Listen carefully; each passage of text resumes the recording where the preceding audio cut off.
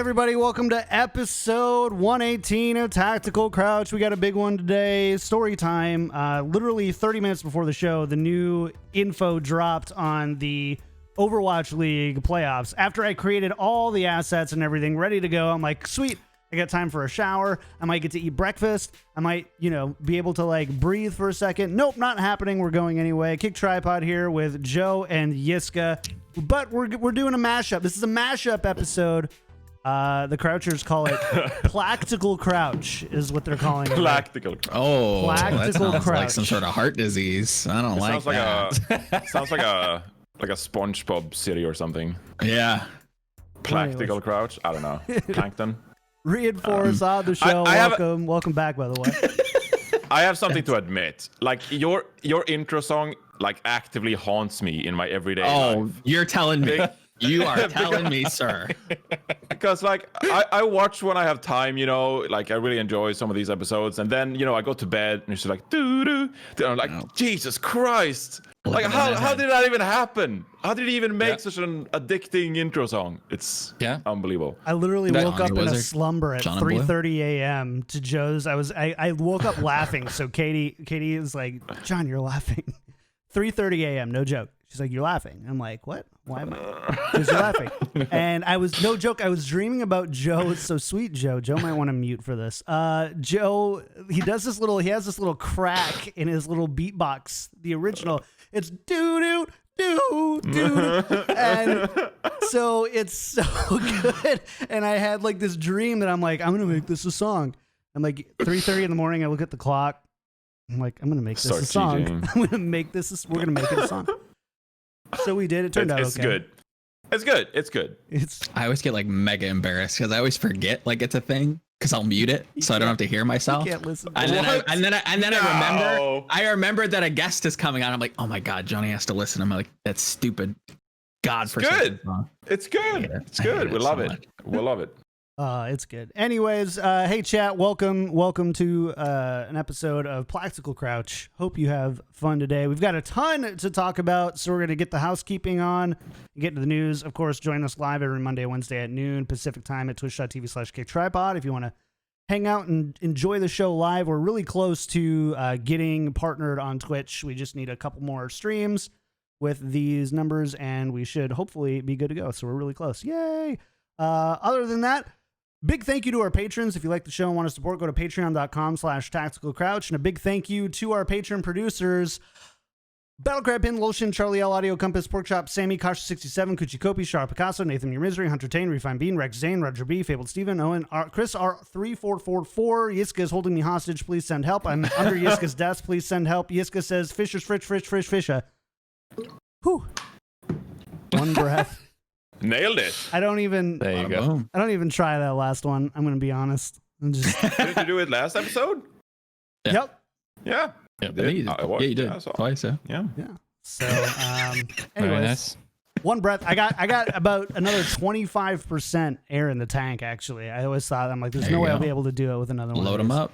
And I'm like, oh, I can. Hit him with another Yiska's doing something dumb. I have to stand up for it, though. Okay, let's talk the deets.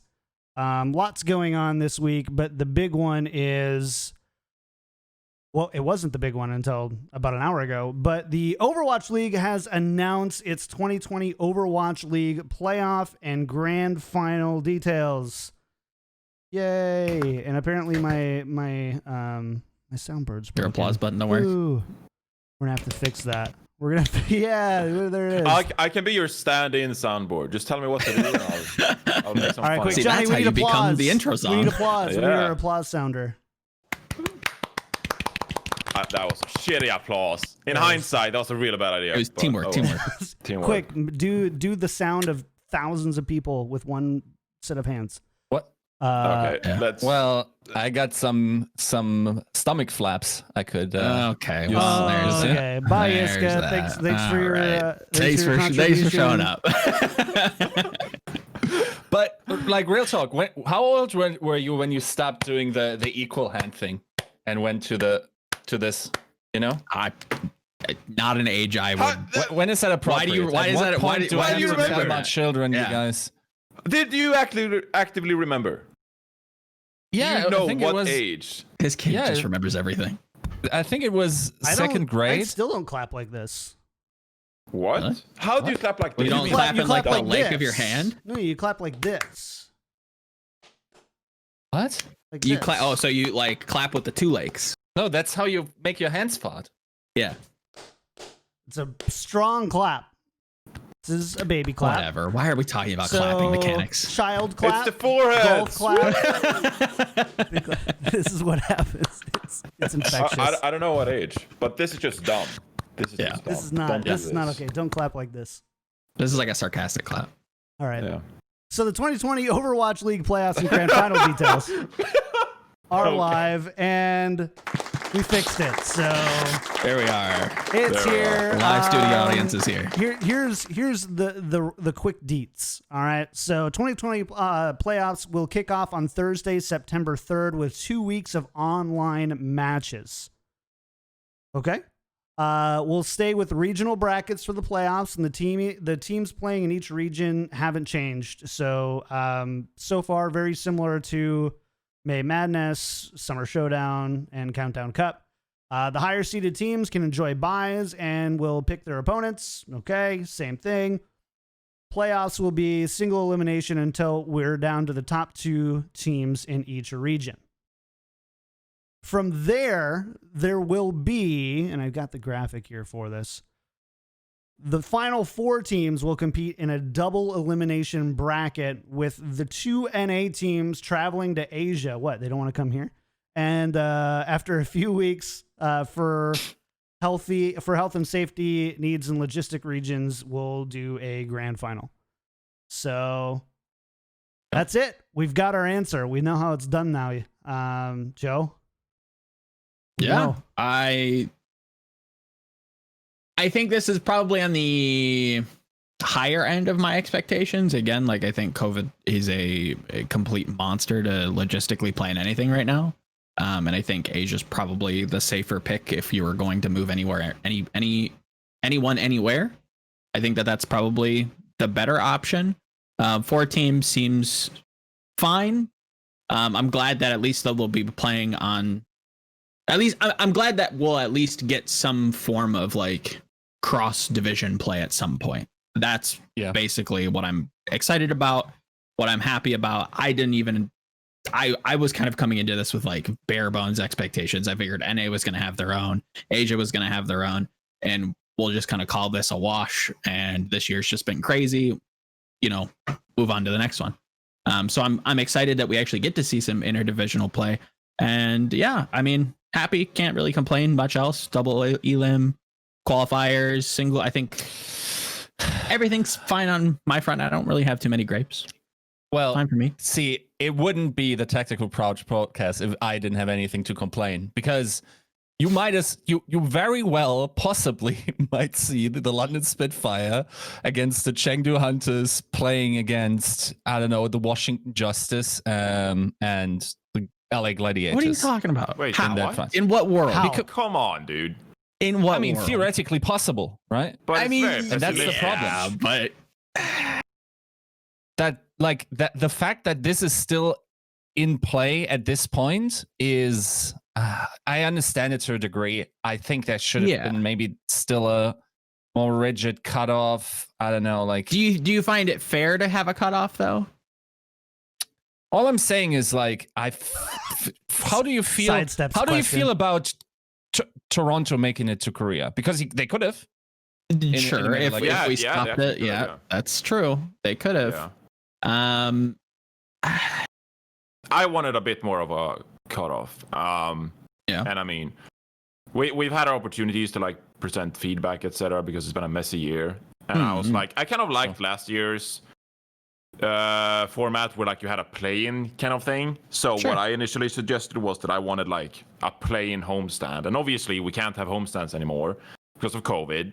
So that wasn't happening. But I still like the idea of having like a play-in kind of group play that we had last year, where we saw some teams battle it out. But you know, I can sort of understand why you'd have an extended bracket where all teams are invited. That being said, not really interested in watching more Chengdu or Boston Uprising or, you know, like, so I get where you're coming from, Yiska. At the same time, I feel kind of bad for all the teams, you know, who like had to change up their circumstances and all whatnot. And like, it's been messy. So I sort of understand it, but it gives me some TI vibes. It honestly gives me some TI vibes where it's like some teams could make some ridiculous, like lower bracket run that is very unlikely to make in the first place. But then you have to ask yourself, like, TI is one event that's run for like 2 weeks and it's a bit different. Whereas with the regular season, as Yiska said, like, come on, you've had like 4 or 5 months to prove yourself. And is that not enough to like, you know, qualify for a playoffs? Then you probably don't deserve to be there. So I can understand, see both ways, but it also really depends what kind of advantages you get in the bracket based on your seeding, right? Like we don't know that yet, and that very much will determine like my opinion on it. I think it's a little early to get big mad about it. Yeah, but also one thing to consider is that hero pools sort of gives, or well, I guess there is no hero pools for the playoffs.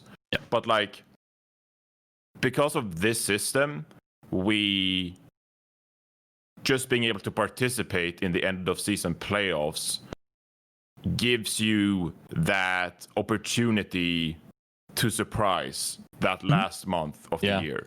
Yeah. So like, did you, like, the question should be like, do you have to earn your opportunity to surprise in the last month of the season, like Toronto did in the Summer Showdown, you know? Yeah. Like, the question should be, do you have to earn that opportunity, or should it be open to everyone to participate and try? Yeah. Yeah, it's a good question, and I think there's already a giant caveat on this season anyway, and therefore, like, I'm not gonna be big mad about these things. Like, it's very clearly the case that like some organizations would have done very differently if the homestand model would have gone forward. Like, as we said, like the travel would have been a big thing towards that. Organizations that took on 5 homestands would have had an inherent advantage. The one thing that I'm wondering is the following. So you're one of the NA teams that qualify. Now, of course, there are some NA teams that are full Korean. They can, to my knowledge, quarantine at home, and therefore should probably have access to like proper practice within reason, right? Is there a possibility, and this is a question for the Koreans here, is there a possibility for the Overwatch League to say, we have this facility, whoever in the end comes over will be able to quarantine in these specific facilities? Because otherwise, like I foresee, for instance, let's say you're a hybrid roster, or dare I say Toronto, like then you're in these hotel rooms that don't necessarily have like the best setups. I'm not sure if you can connect them. I'm not sure if you can choose the hotels that you're staying at. I'm not sure what the connection will be like there. We've already heard that players like Neptuno and Nero were pretty much like stuck in Amish zone with like barely any electronic access to the internet or whatever. Like that's, I think that might possibly become an issue, especially for the NA teams, then trying to prepare. But because if we're starting immediately with the semifinals after the 14-day quarantine, then like the team that had the better practice environment for these 2 weeks is obviously has an advantage. Yeah. Right. So these are questions I want some answers to. I think there will be a break, no, to kind of clear that gap of. I mean, there will be 14 days, but it doesn't matter. Like, if you're 14 days not playing Overwatch, then you start practicing for a week, let's say. I see what you mean. You're not up to speed. At least you're not warm. I mean, there's not going to be any hero pools. Granted, like, if, like, I do see, like, that world where you're talking about, like, where there is, like, a shift in, like, how resources are used, like, whatever. Like, and you're late to the party there. could be at a disadvantage just like logistically. I feel like I have to provide my optimism card. Hey. Like, just be like, there, you know, Overwatch League is probably going to recognize that as like a potential issue that sort of, what's the word I'm looking for? Whatever.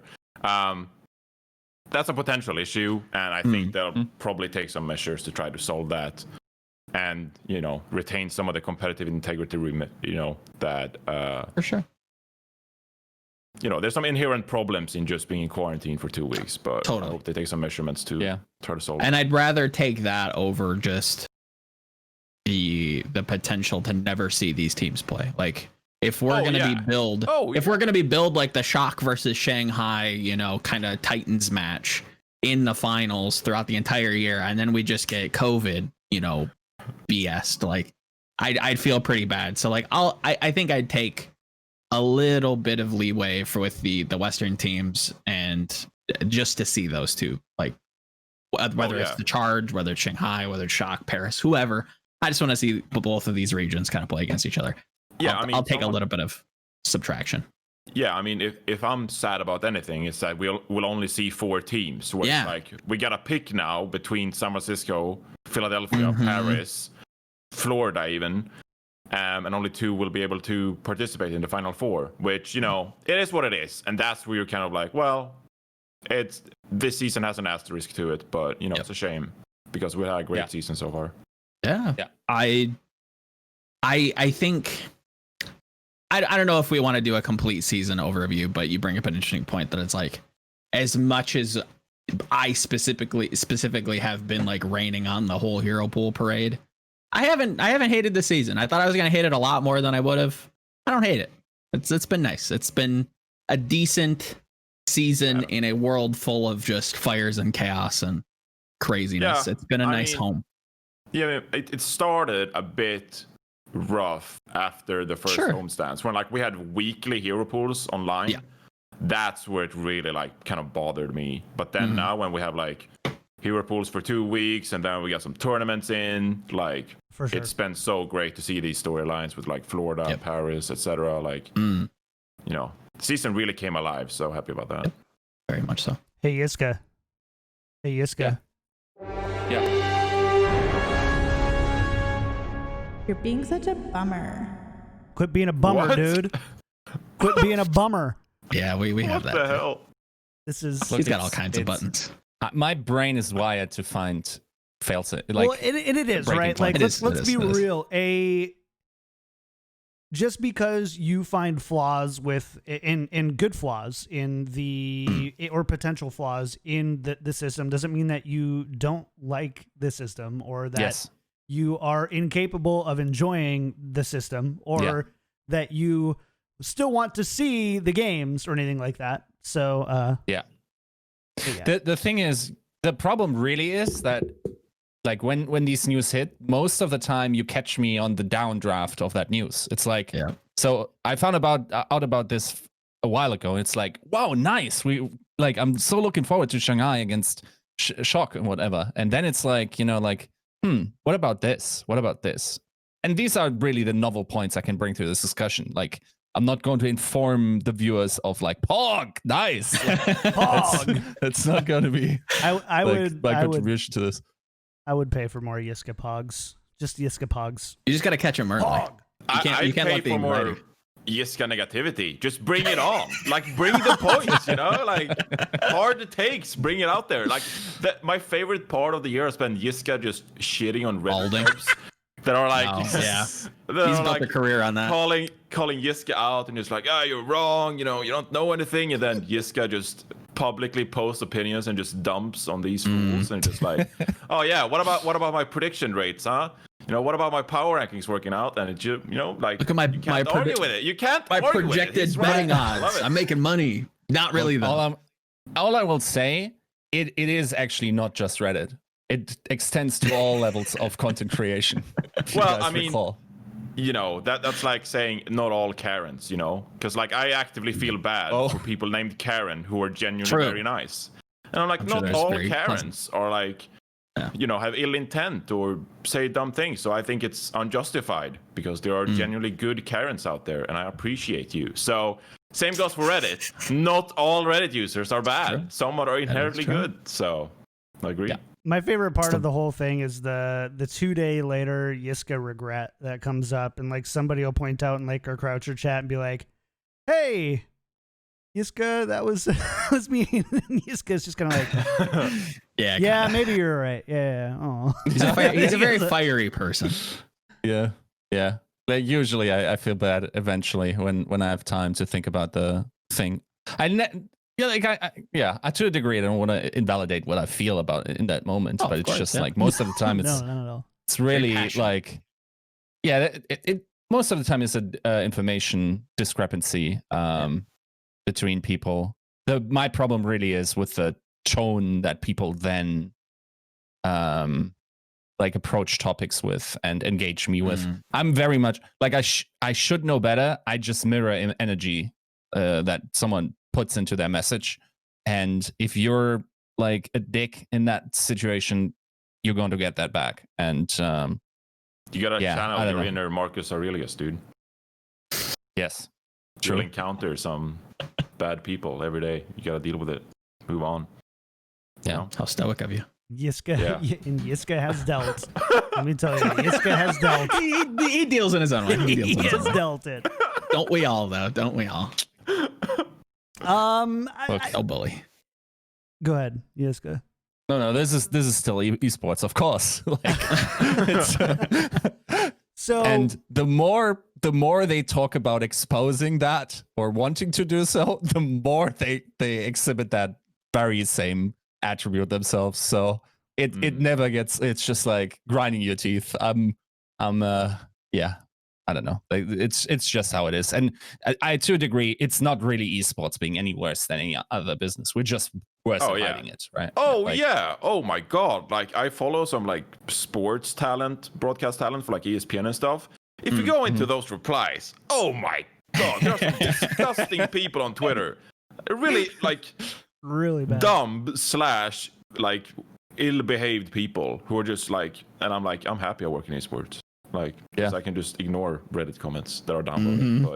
But try to. And I'd like to think that that like people working in the industry responding very negatively to those comments actually makes people shy away from like, I feel like calling the community out keeps some toxicity in check, even though it's not impossible to do fully. Well, it's a nice balance, right? Because if you do it too much, then people will do it just to antagonize you and like keep doing it. So you gotta walk the line, of like not being too nice and not being too toxic. And that's part of life. Life is difficult, so hard to figure that line out. Yeah. Insightful. You know who's great at this? Slasher. He's like the king of this. Like, for some reason, Slasher can come from the top rope against a 29 follower guy and come out looking like Batman. I don't know how he does it. It's insane. Like, he just understands social. Well, it's also like he probably has so many replies because he has a big following, so he can just pick and choose his opportunities to dunk on people. So like he always, he never misses because, every so often there's going to be the perfect opportunity to dunk. Probably not taking anything away from Slasher, but he never dunks too hard either. Or it's not like no, he does. He does. Does he? Sometimes. Yeah, depends on. I can't tell you. Otherwise, I would have to be. Never mind. For the esports community, never too hard. But for the person getting dunked on, be like, whoa, why'd you do me like that, man? All right. Oh, where were we? Oh my God, we barely talked about Overwatch. I know, There we right? go. So we let's talk about this next one though. This was kind of interesting. Krystal coming back, kind of coming back, sort of. So for those who are maybe newer to tuning into Overwatch League and competitive Overwatch, here's the TLDR of the story of Krystal, and this is like I will say I'm probably if I'm misremembering details, Joe, Yiska, gotcha. Let me know. So I'll jump. basically, Krystal went on a 10-day leave of absence approved by a team, and essentially, allegedly, went AWOL afterward. Didn't get in contact, or the team didn't know where they were, and the team posted some pretty interesting PR posts about there was a potential, there was fines threatened and legal stuff, like throwing on a part of the Twitter PR parts. Krystal, I don't think we ever really kind of saw, like Krystal, I don't think Krystal really said anything publicly for the time, but there was definitely litigation and threats of litigation going on. And at some point, they just cut ties with Krystal. And we really never kind of found out what really went on or what happened. Is that kind of how it ended up leaving? From my memory, yeah. Yeah, it was Never like really got any details on it.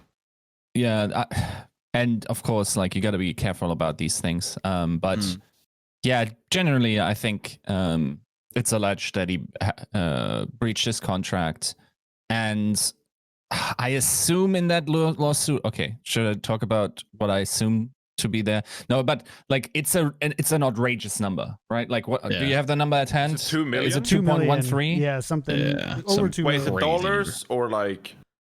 What's Yeah, that? 2.13 million, I think it was. 1.3 gestures. Dollars.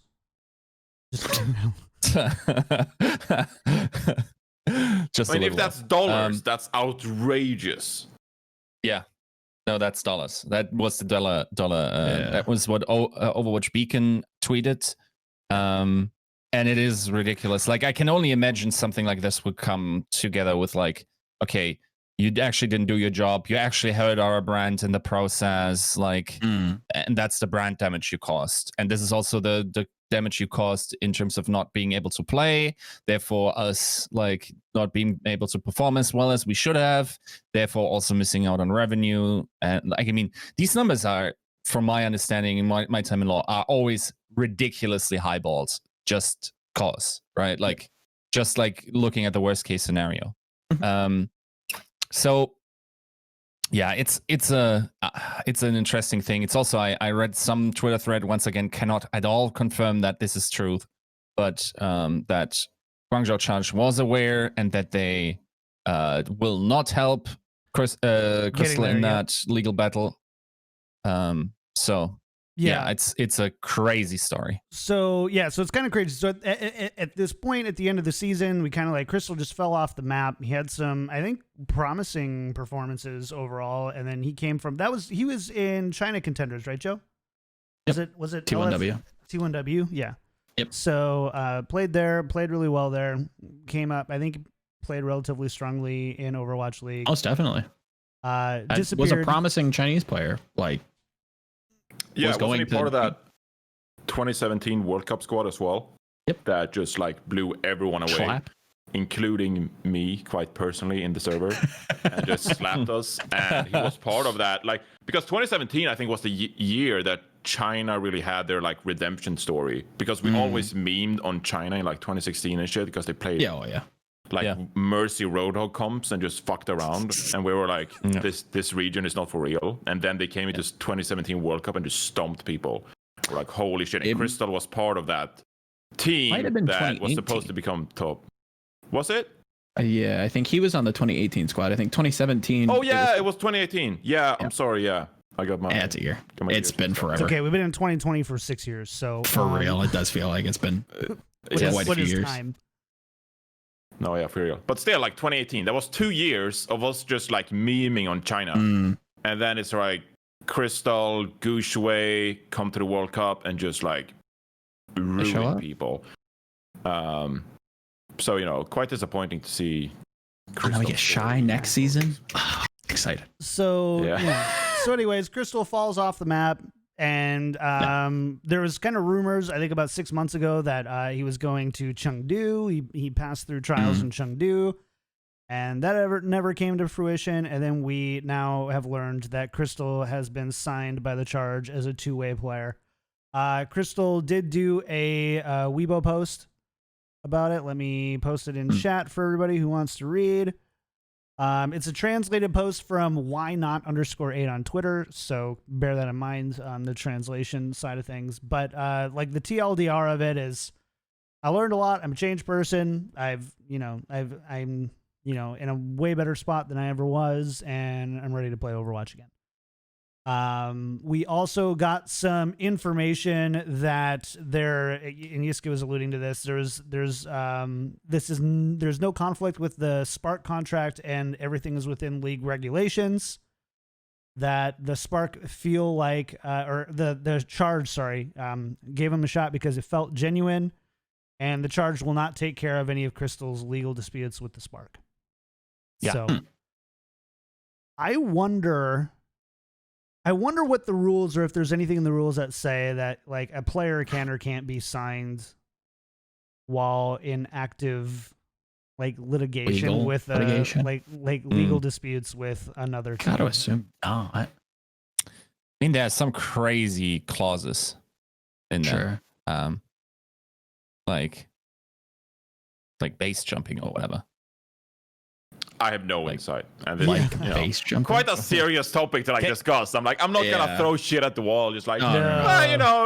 we'll see what happens. Be nice. He's 19. It's just by the standard. I would possibly expect that this might be. I mean, even if it's not, like, there's always like a clause that you can't draw the team's name into any negative PR. Yeah. That you can always argue from that point of view. But yeah, if you look at the dates, they must have known, or they did know, so Probably. they were fine. And I also, like, if you get signed by a two-way, I assume you also went through league-wide vetting once again, so like it should be fine, right? Like, if everyone agrees, and then it should be okay, right? What is surprising to me is just like how upset Hangzhou has been with this Krystal situation. Like even last year when they made that statement and they were like, Krystal has been gravely warned. Where it's like, we're taking this shit serious. I wonder what the community response was in China, like back when Krystal took his leave and didn't show up. Like, were the fans hard on Hangzhou for not keeping things organized? Because we don't really have that insight to us, like what the community feel was regarding the situation for an actual Chinese franchise. But it's such a weird situation. It really is. Yeah, definitely like one of the, I think in a more general sense that this probably, it was always going to happen in esports at some point where we need this to happen to kind of progress things, and it needs to go both ways where like the orgs keep the players in check and the players keep the orgs in check so that we have a healthy, kind of general until ecosystem. This point, for the most part, players have just been able to fuck with the orgs and just abandon contracts because the orgs were never going to pursue legal action because it's too expensive towards the players, right? So I think this is surprising because it was like one of the first incidents where the team is actually like, yeah, we're gonna sue you for $2 million. Yeah, like, oh shit.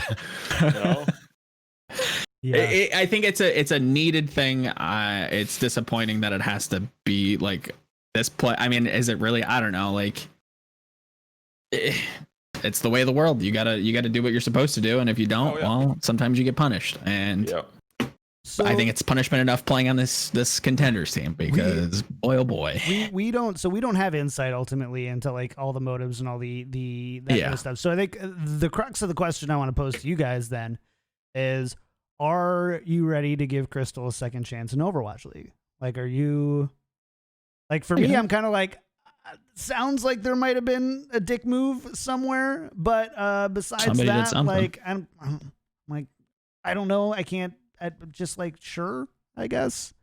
If Guangzhou vetted him and feel like he's, we had the same thing, right? With think of like Fusion with Sato.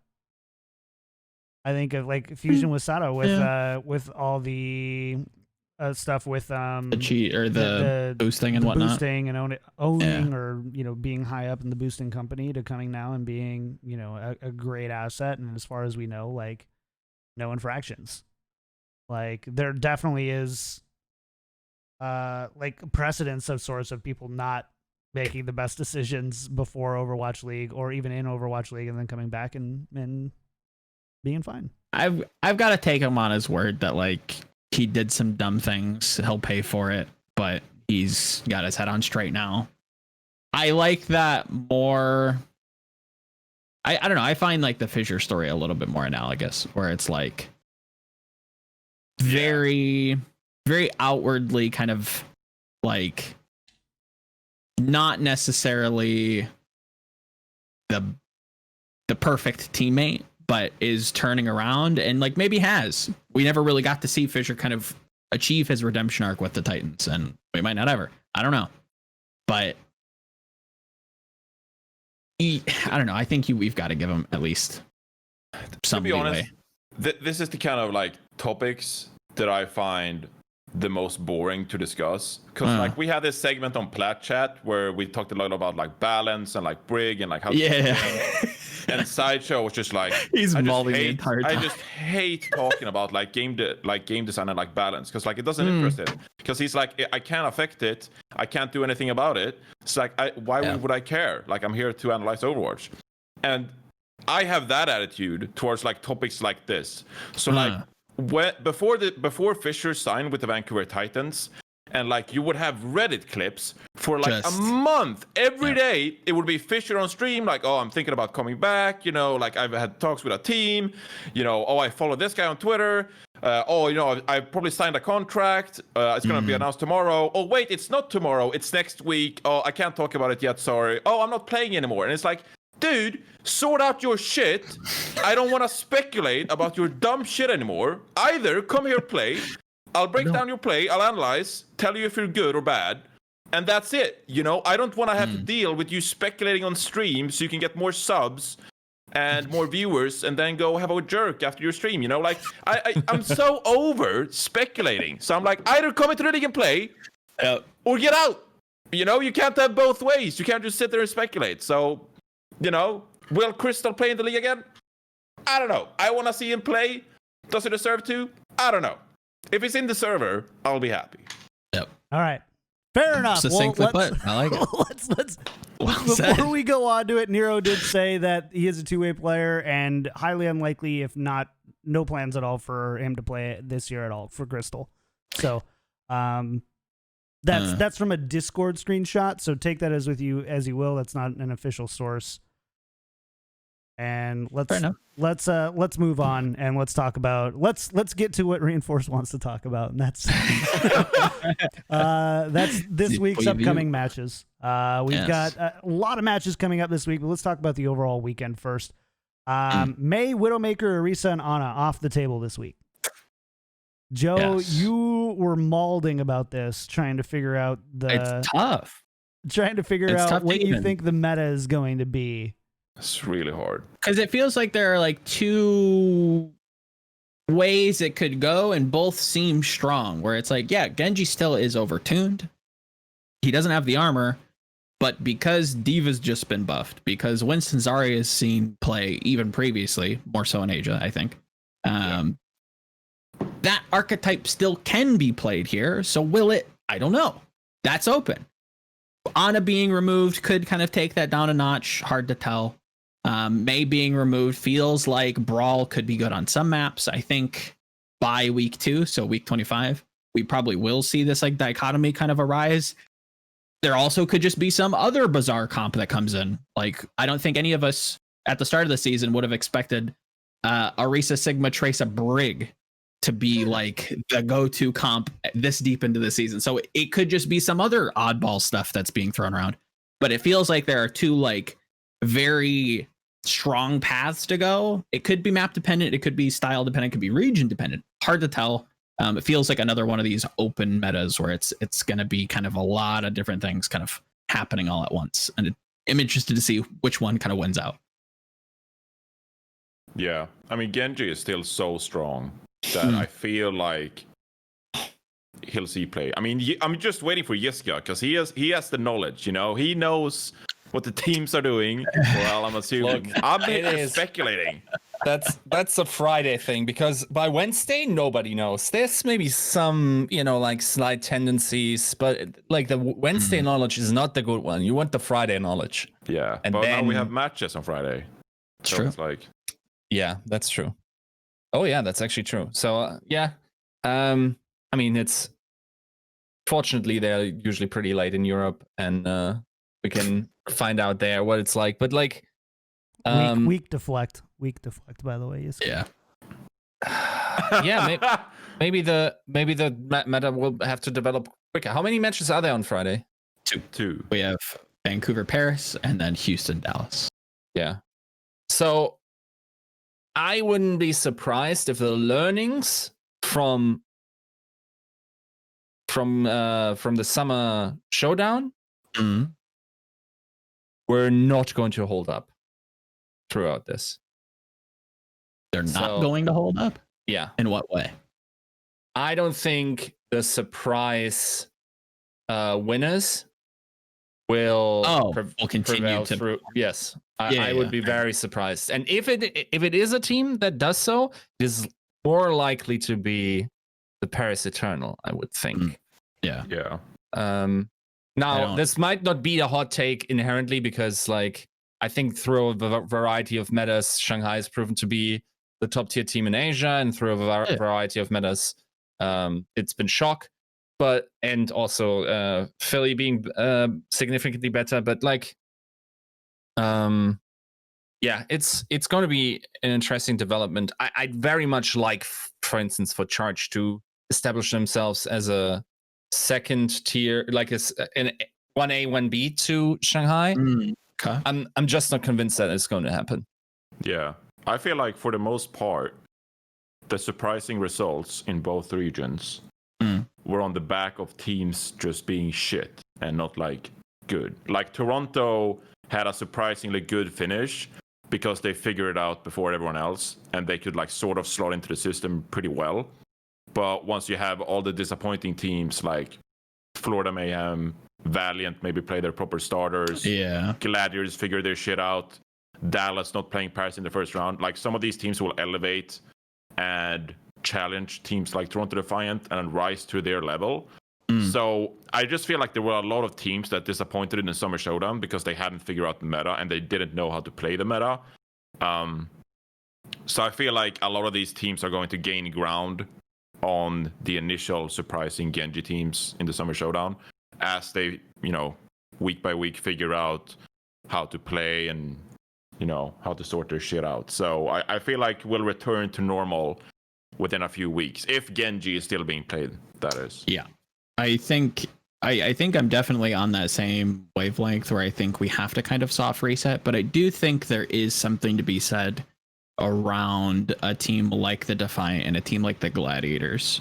Oh, yeah. Both of them feel like we could kind of see Toronto maybe perform a little bit better than what they have been. This could be a sign of, yes, good. Genji meta and being really, really good at that and kind of putting agilities on that flex pick and coming early to it and being good, but also building confidence for the rest of the season as a whole. Whereas on the inverse, you have Gladiators continuing to kind of slump down. So maybe this just continues the fall of the Gladiators and it could kind of spill over into next week. I think it's going to be less than I think the community expects it to, but I don't think it's wrong to say it's not or either. And I'm not saying anybody on this show has, but I can already hear like the YouTube and the Reddit comments like, oh, Gladiators suck now. It's like,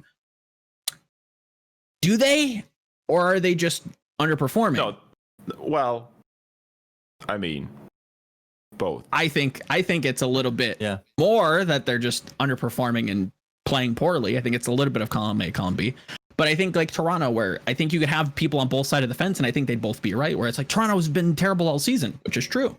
Toronto has been good in the Summer Showdown. It's also true. So like, where do we kind of fall come next week or at the end of this week? I think it has to be a little bit more measured. Yeah, I guess I'm just scared of like what happened with Florida Mayhem in the May Melee, where it's like they clearly understood how to play the Ashe Tracer composition and were like ahead of teams in that regard. But as teams like the Houston Outlaws sort of figured out their play as well, like Florida Mayhem lost ground on some of those teams. So it's like, as much as I want to praise like Gargoyle, Yaki, Gangnam Jin, etc., like some teams caught up to their playstyle. And I could see the same being true for the Toronto Defiant, where it's like, yeah, Toronto Defiant looked super sick in the Summer Showdown, slotted perfectly into this Genji meta with Logics on the Ashe as well.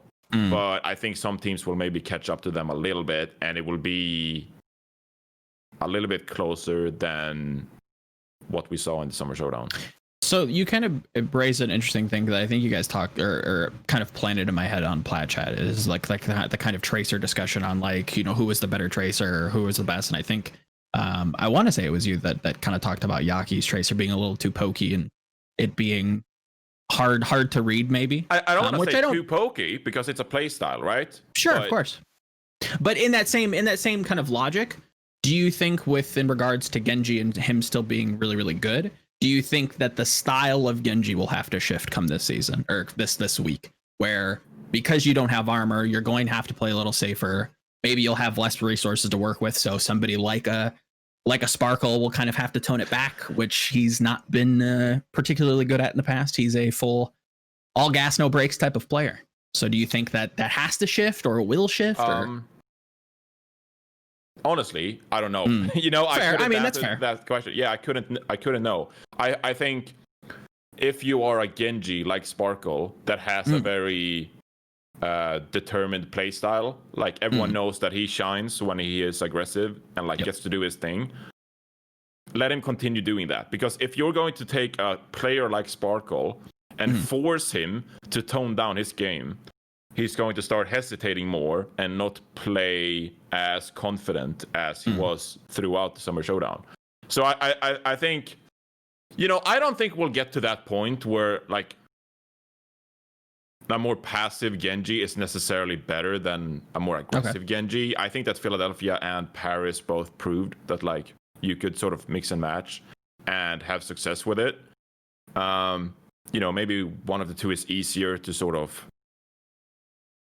normalize and like bring an average kind of performance on, but sure. I don't think we'll get to the point where like Sparkle has to change the way he plays Genji because it's suboptimal. Yeah, that's kind of like where I was concerned with, where I was like, I wonder if there's a world where like dive tanks become meta by week 2, or maybe in like the open hero pools with like Ana coming back in towards the end of the qualifiers for the Countdown Cup. And Paris feel like they have to play Zarya to be able to give him like a pseudo armor pack, so they feel pigeonholed, and that like could hinder their performance. Again, it's true. Like a mega speculation. Like I'm doing some like crazy yoga poses to like reach over into that kind of dimension, but I don't know. I mean, so, some teams should do that, you know? Like we'll get to the point after these 2 weeks where some teams won't be able to make the adaptation to no armor pack on Genji, and they will have to make that transition to Zarya to sort of try to emulate. Is it emulate that kind of playstyle? Maybe Yiska disagrees, but you know, he's just sitting there judging me silently. Sorry, no, he's not. I think some teams that suffer in that regard, you know, maybe early on these two weeks, they will have to force the Ana playstyle and maybe bring in a Zarya because they haven't been able to figure it out without them. On that same page, when you talk about teams that you feel like could or rather should do that, my mind immediately goes to like Houston and Justice. Because it seems like Justice only look alive when Tuba can actually like int. And if you can kind of give him that, it might be suboptimal in the broad scheme of things. But if that's going to net you some extra wins and might sneak you into a higher seeding in terms of the Countdown Cup, maybe it's worth it. Yeah, I mean, I could see a team like Toronto having to force that. Like if teams rise to Toronto's standard, where Toronto like trades 50-50 in scrims with like average teams, like I'm not gonna call anyone out actually, but like I could see Agilities requiring nano boosts and Zarya bubbles to play his playstyle correctly. I don't know if that's true for Sparkle, but for Agilities I could see that. Other teams, Washington. I don't think Houston needs to rely on necessarily like nano boost and stuff like that. I think I actually, that was one of the teams that I didn't VOD review this past week to gain more insight on. But I felt like Houston overall, they look pretty solid. And I don't know if they have to play super aggressive with like nano boost and stuff. I feel like Houston overall have been coached pretty well the past month to where they play a pretty consistent level of Overwatch. And they don't overly rely on individuals as much. Like obviously Dante is the go-to player on that team. But I feel like everyone's sort of pulling their own weight as of recent. I would say so. With that? No, totally. I would definitely agree with that. I think maybe towards the early part of the season, they felt a little bit more individual focused with like Blase on the Doom, Dante where he could fit in, and then trying to figure out what they were going to do with the main tanks. But it seems like Houston has settled down a bit, and we're starting to see them kind of give consistent performances and kind of show what Dream and what we've kind of heard behind the scenes is. They've been performing in scrims, but the translation hasn't necessarily been there. I think we're starting to see that translation. Yeah. More onto the stage. So, yeah, in a long rant, we've come to the conclusion that hero pools is tough to read. May Widowmaker Orisa Ana tough to exactly predict, but if Genji continues, we could see some interesting developments. Brawl could favor some teams, but I think we've gotten a good read on how good each team is at these kind of brawl compositions.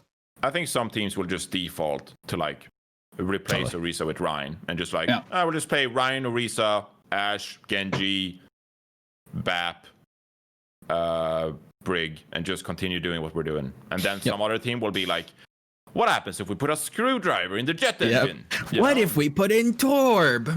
Yeah. I could see some Winston Zarya, but I think that'll probably be by week 2. That's my kind of go-to with how good Genji is. I'm coming around to it. I think the Zarya, much in the same way that it worked well with the Doomfist back in the day, I think that's going to kind of be the new armor pack, is like giving your Genji the kind of new armor pack, the bubble, and working around. Sigma's pretty easy to run over, like if you just engage with like Winston Zarya dive, it's pretty easy to run over a Sigma. The problem is, the question is, can you run over a Reinhardt? Where some Reinhardt might have disagreements, and charge and swing and do all that fun stuff. A lot of alt charge to build if you're diving into a Reinhardt. I wonder if in a weird way we'll start to see. It feels dangerous to call it GOATS-esque, but with Zarya, you get another way to generate ultimates, and it's an ult that builds other alts, which could lead to more Dragon Blades, which it could kind of chain react in that way. But again, it's so hard to see the future in that way. Vancouver Titans-esque, where you rely on Dragon Blade one fight and another ultimate, another fight, and you just rotate, just go. It'd be kind of fun. Those are the ramblings of hero pools. Yeah, that's hero pools, folks. That's hero pools. Let's talk about some of these matches. Can I really quickly go into this? Yeah. I gotta get on this language hill again, because I'm getting seriously annoyed by what everything is goats. Like, we're doing the equivalent of eats grass. Yeah, you'd understand it if I explained it. Okay. That's a goat. But in GOATS, you'd agree that GOATS was about one of the core tenets of that composition, or that archetype, whatever you want to call it. I would call it a composition. Was that it was about alt cycling. Yes. One alt built another alt, built another alt. So in that same vein with Zarya's Grav, I'm not saying that Winston Zarya, Genji, this kind of new confangled comp that we're predicting that week 24 will bring, is GOATS. But I'm saying it cycles alts GOATS. That's what you should be saying. Okay, this is an ultimate cycling comp. You're not saying elephant. You're not saying go to an elephant because it also eats grass. True. Right? If one attribute is the same, or even two, it's still a different animal. True. They have 4 legs. I side with Yiska here because ultimate rotations was not a new phenomena when GOATS was introduced. We did that, in 2017 and shit as well. Where it was Dragon Blade this fight, Graviton Surge this fight. So, because I didn't play during GOATS, I sort of despise that era a little bit more because I don't get to plant my flag in that meta as much. Mm-hmm. So, true. Yiska, thanks for the input. By the way, we'll see you in another 10 to 15 minutes.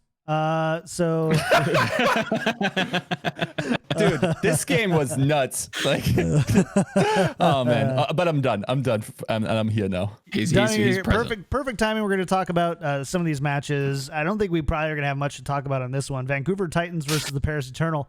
90-10 in favor of the Paris Eternal. Yeah. Ooh, boy. God bless.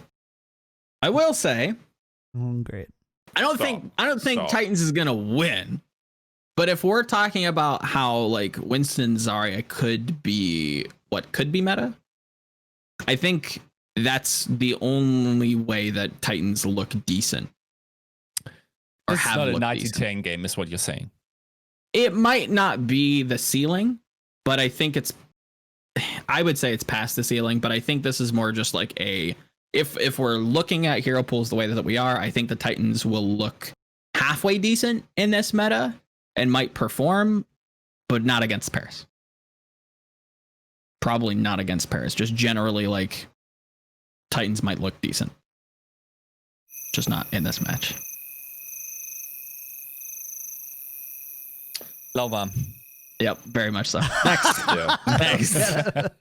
So, Reinforce, chat wants to know if you have the spreadsheet open with the odds, or if you don't know the odds that we're talking about. No, I know the odds. Oh, yeah. okay. Because they wanted us to do a guessing game with you to see if you could guess the odds before we talk about them. But we can't. Okay. Well, I only see the first 3 matches, so I can guess the odds on the ones after Vancouver Titans and Gladiators. All right. Not that will be fun in any way, because I'll just be wrong. But you know, chat loves it for some reason. Maybe we'll come back to guessing it. games. Anyways, next match, which thankfully I think is going to be a lot more interesting, is the Houston Outlaws versus the Dallas Fuel. Battle for Texas again. In the Battle for Texas this year, Dallas is ahead 2-0. Whoa. Is this In the Overwatch League. in the Overwatch League? Yes, fair enough. So is this another win for Dallas here, or from some of the conversation we had about Toronto and Hero Bulls, sounds like you think that Houston might be turning a corner, Joe? I think so. This one is tough because, like, I think Decay being brought back into the fold definitely sways me. I like Houston's base. I think Dallas is very spiky, where they could do well. If Decay plays, they could do well. If he doesn't, they could do well. If they have a good hero pool, they could do well. If not, looking a little dire. I think their tank line is fine. I think their back line just kind of exists. I think a very DPS centric team where I think Houston, talking through it, I think I'm going to go Houston here, but not by much. I'm going to be a 60-40 Andy, but yeah, I'm going to say Houston. I think all of my priors, all of like my things that I believe in good teams, I see more so with the Outlaws. So I think they feel like a safer bet. You seem surprised by that, Reinforce.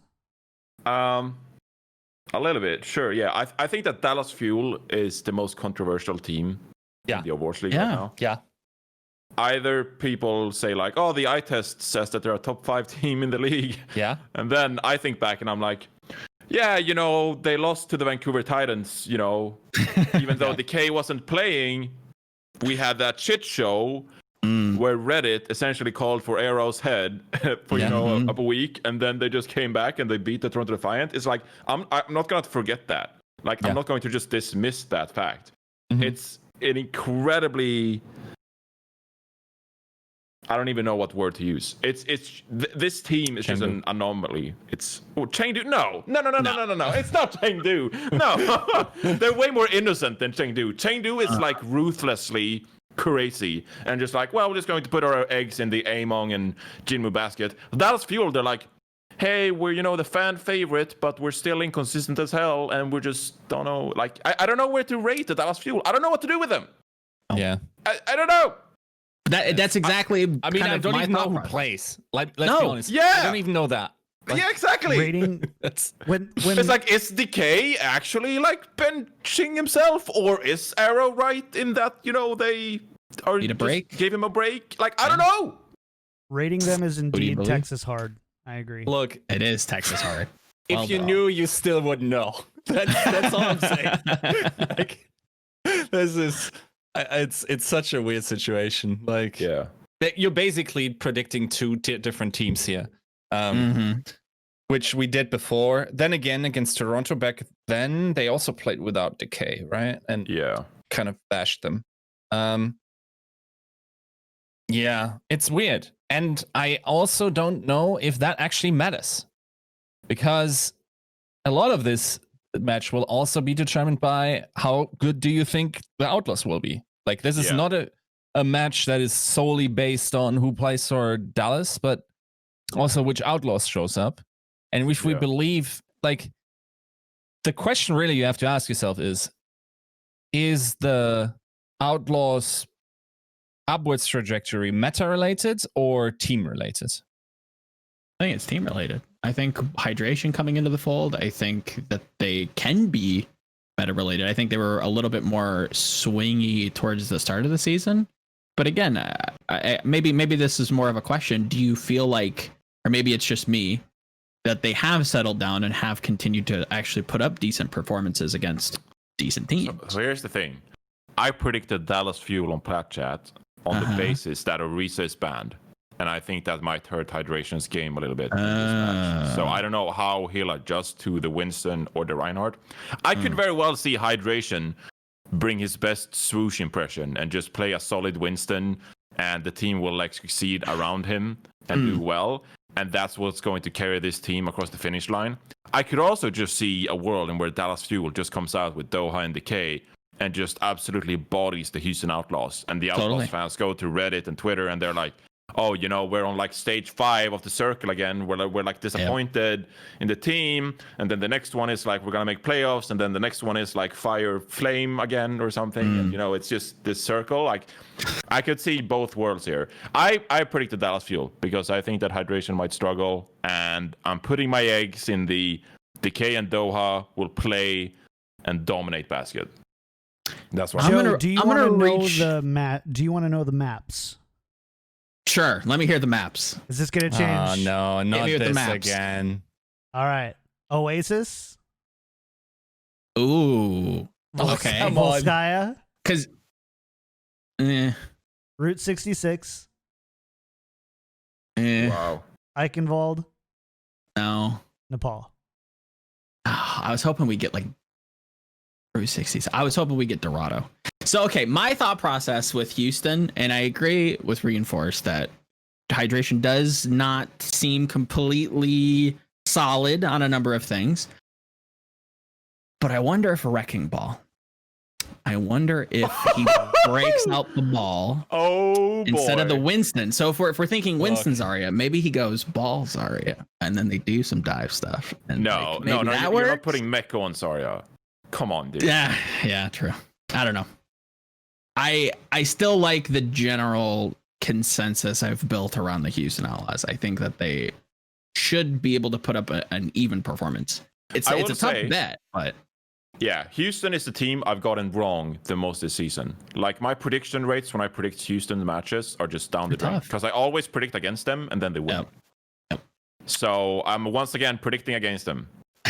Look, the pattern then is I have to ask, who do you talk to on the Outlaws? Because usually the teams that I really am bad at, I have someone I just talk to like on a friendly basis, and they just like vent their frustration. I'm like, oh my God, this team, dude. Like, yeah. I really don't know.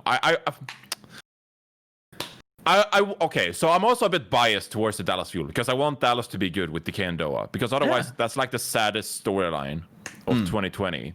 It's just like Dallas Fuel being sucky with a potential MVP candidate and Doha to back him up. I low-key want Sombra to be played this week. It's not going to happen, but Doha. You don't like Dante on the Sombra? Anyway. I mean, I like Dante Doha and Doha. Sombra as well, but Both of those, you know, that'd be sick. I don't know what to do with this matchup, but That's I predicted Dallas Fuel.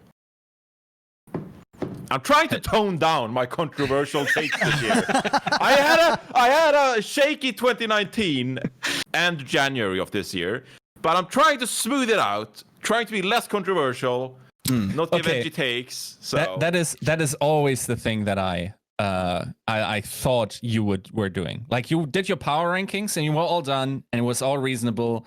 Everything was fine in the universe, and then you said, and now fuck that shit up. And you did like one thing where it's just like, okay, I gotta bring some spice. I gotta bring the spice. Otherwise, this is so. Did you? What is that your pattern where you go? I gotta have one controversial pick in my power rankings or whatever. I think everybody gotta have. Maybe not this season, I but think before. Before? Do you mean last year? Yeah. To be honest with you, I don't know. Did I? I think. Okay, so here's the thing. Last year was pretty weird because I essentially lost my analyst platform. So sometimes I'm a pretty emotional person. So sometimes I just felt the need to just like shout into the space and just be like, New York aren't good enough anymore. Just to like get the attention. Just to get the attention of like, hey, I still exist. I still have takes. But that led to a pretty downward spiral where I would sort of tap into the social media reward system and just be like, oh, you get likes for saying edgy shit. Let's just say more edgy shit. And then I had like an epiphany where it's like, what the fuck am I doing? Because I just do more absurd shit. And so losing like my broadcast analyst position did some wonky shit to my approach to analysis. And as I regained my platform this year, I tried to tone that dumb shit down. And I think the Void take on the first match of the year was really like where I recognized my mortality as an analyst in the scene, where it's like, okay, you can't just fuck around with the ex-pro player stamp anymore, and like you actually have to study up and you actually have to research and you actually have to educate yourself, and you can't just lean back on your past anymore because it was like half a decade ago. And so I feel like this is actually the first year where I've been a proper analyst, and I just had to study up on the matches, had to study gameplay, had to VOD review. Whereas like 2017, 2018, I could just fall back on my pro player experience and sort of go from there and do like quick addition. It's sort of like making the step in school where you go from like division and multiplying and stuff to like algebra, where it's like now the gameplay in Overwatch League is so refined and so improved that I can't just lean back on my elementary school math education. Look, I actually have to up my game. And so this is the first year where I really feel like I've become a true analyst and I'm not just a pro player anymore. Sorry to interrupt here for a second, but this is a point in the conversation where we actually kind of go off topic for a long time. We spent about 50 minutes talking about Reinforce's journey to become a better analyst and how he treats analysis on the desk, and it was a really great conversation. I've uploaded it separately for you, and I've removed it from this part of the episode just to kind of keep it down to a manageable podcast size for those of you just looking for a preview for the upcoming week. So definitely do check out that other video, and we'll get right back to the rest of our preview game analysis. Vancouver Titans versus LA Gladiators, eh? Yeah. Ooh. Yeah. I don't have the odds up anymore, by the way. But I think this one was like... What's the odds? Wasn't this one like 39-6-1? But I don't know the rest. All right. I'm not gonna lie. I'm not gonna act like I didn't know. I think this is a very interesting matchup. Yeah. Because I think that the Gladiators looked like poop when OG plays Orisa, and doesn't have any synergy with space whatsoever. I even gave that take on Plat Chat, where I mean now I'm doing it without context, where maybe it would even be best if like you maybe like swapped main tank, because like they looked like they were on such different page, but we know that OG is a fantastic main tank. Like his Winston, his Reinhardt is phenomenal. Maybe it's just not a good fit. I presented that question. Now I actually think with the Orisa gone, that actually plays into OG's wheelhouse a little bit. And I actually think that the Gladiators will be improved because of that. And I think they'll have a decent performance. So this is a very close matchup. But Vancouver, I'm edging on the side of Vancouver. Yeah. Like I definitely think this is a close match, and like my heart, I feel like in general it's tough to vote against Glads just because like I feel like I need a little bit more from Titans to like give them that nudge forward. But I will say that I think even going back to like the hero pool discussion we had, I don't hate the Titans in like that kind of projected meta, even though we have no idea what the meta will be. But from what we were talking about, I don't hate the Titans there. I also don't hate the Glads, but again, it's to recall on another podcast that we've done, confidence plays a big part in what 2020 is as a whole. So if we're depending on how much you want to give that weight, do the Titans have upset potential? I think it'd be remiss to say that they don't, right? Like they definitely can upset here. But I think Gladiators across the season, across the number of seasons that they've played, the number of seasons that these players have played through, that they should be able to get it done. Yeah. They're not that bad that they're going to completely fall off. And I don't think the coaching staff will let that happen. I do still hold the opinion that fairly disappointing team, interested to see what happens at the end of the year. But I think Gladiators should be able to get it done. I think it might be closer than people expect because I don't think people are I think people are a little late to the Titans. Like, okay, like they're getting better. I think that they feel a little bit more comfortable on I won't say dive tanks, but I think when they're pointed towards Winston, they feel more comfortable that way. We'll see. I think this is going to be a closer match than maybe people expect. Yeah. There's still some Arsenal FC name value to the Gladiators. You know, people think highly of them as an elite team. And it's like, well, look at the standings. Not great right now, definitely. Just kind of as a side note, Vancouver has 9 matches to play over the next 6 weekends. And that's not including playoffs for Melee. Or not Melee, Countdown Cup. Yeah. So they've got a lot of games to play. That's not an easy road, it looks like, either. Huh. Well, I'll give them credit where credit's due. They've proved to be a halfway decent team. They seem they deserve to be here at this point. So hats off to them. Again, not a storyline I was expecting to say, because again, you're kind of just thrown in here, expected to just figure it out, and they're starting to figure it out. So again, credit where credit's due. They're getting better. Both the Justice and the Titans are kind of starting to figure it out a little bit, aren't they? I'm a little more skeptical on the Justice. But, yeah. I'll be happy to be wrong. I'll put it like that. I want to be wrong. I want more good teams. I want more teams to be able to figure things out and be able to kind of understand when you have to amputate something and then continue to live life, right? I hope I'm wrong about the Justice. I feel like they were very meta dependent in the Summer Showdown. But maybe we'll get into them against Defiant. Let's do that. Justice versus Defiant, 76-24 in favor of the Defiant. So we were kind of just talking about it. So the Justice did defeat Boston last month. Not really a feat of itself, though it was a handy 3-1.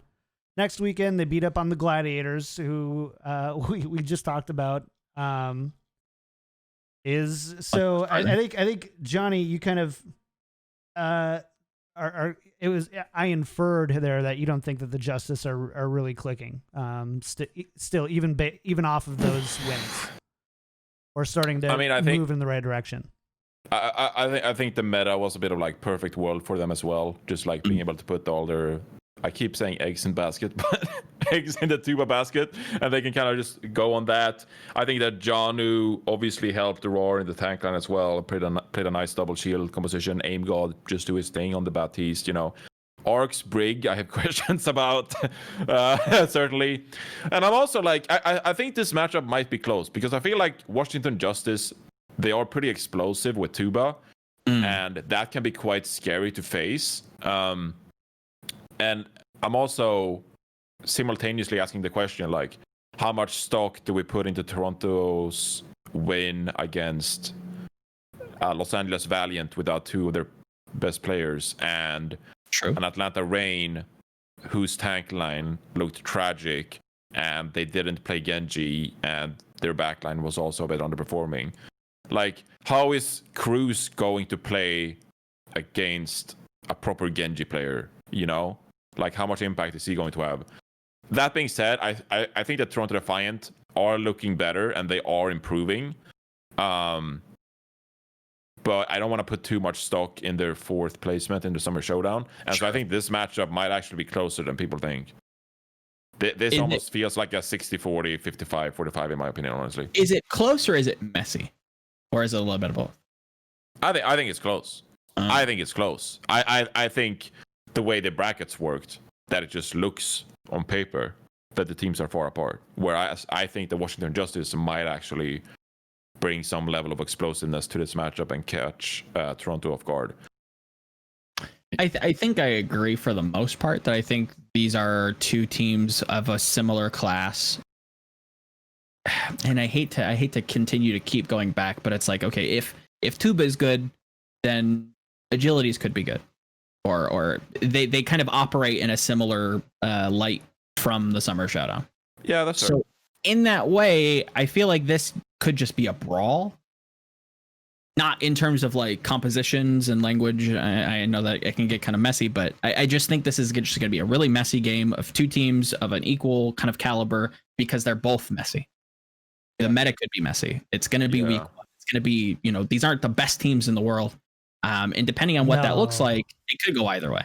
I genuinely believe Justice could upset here, or Defiant could continue to, maybe they did show something and have a boost of confidence from the Summer Showdown and can ride that into beating the Justice. It's tough.